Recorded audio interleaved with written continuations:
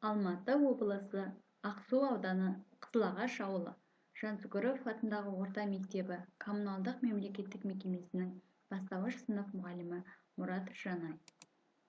Екінші сынып математика сабағы. Сабақтың тақырыбы екі таңбалы сандарды қосу және азайту алгоритмі. Бүгінгі сабақта сен екі таңбалы сандарды қалай қосуды және азайтуды білесің. Математикалық тапсырмаларды орындауда екі таңбалы сандарды жазбаша қосу және азайту алгоритмін қолдануды меңгеретін боласың. Балалар, келесі бейне жазбаға қараймыз. Бүгін сен екі таңбалы сандарды баған түрінде қосуды үйренетін боласың. Екі шарды таңда. Жасыл және күлгін түсті шарды таңдап алдық. 34 қосу 25. Назар аудар. Бірліктер бірліктердің астына, ондықтар ондықтардың астына жазылады.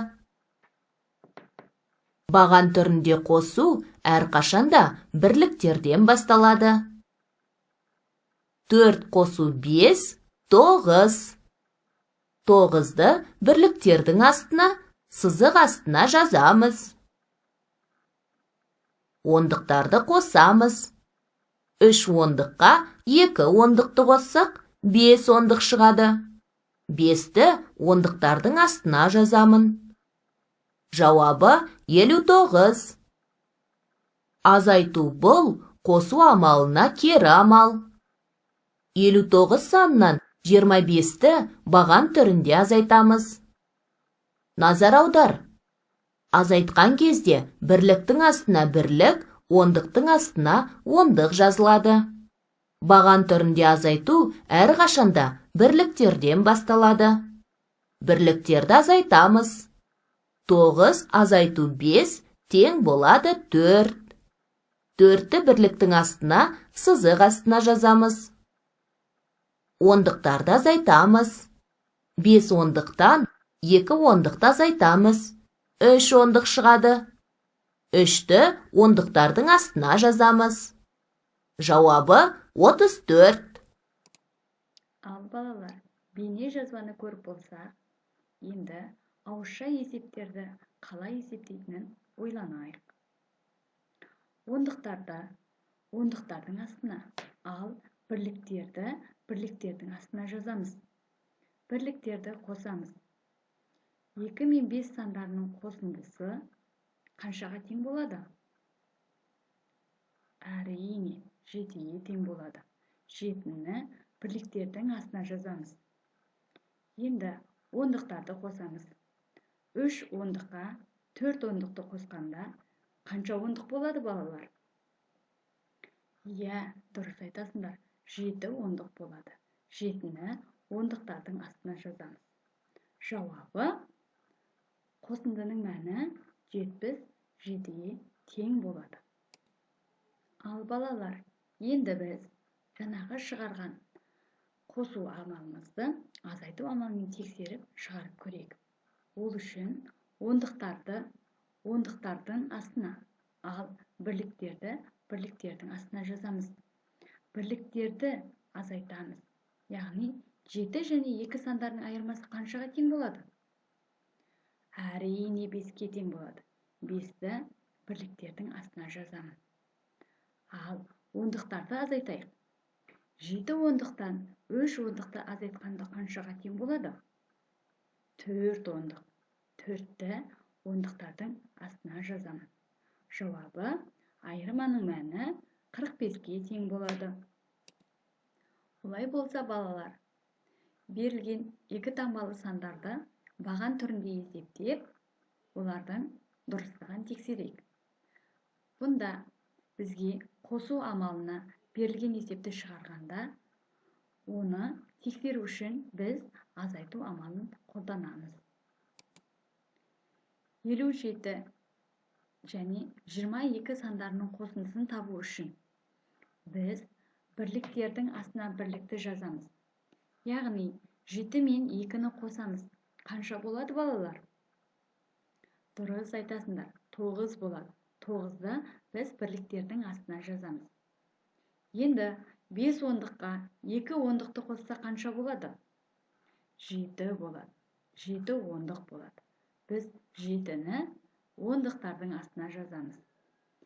Енді осы шығарған есебімізді тексеру үшін біз шығарған нәтижемізден екінші қосылғышты азайтамыз. Яғни 79-дан 22 санын азайтамыз.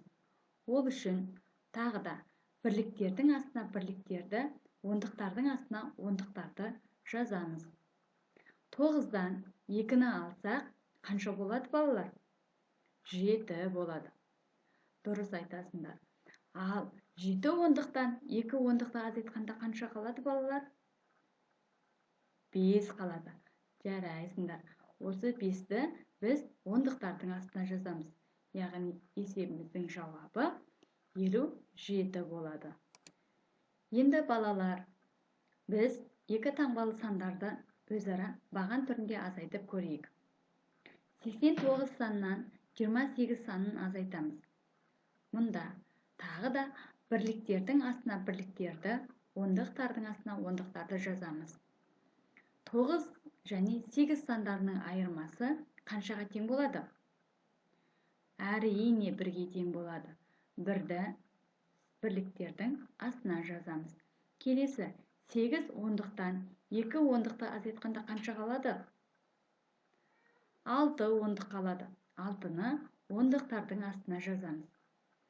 Енді біз осы шығарған есебіміздің дұрыстығын тексеру үшін азайтуға кері амал, қосу амалымен тексереміз.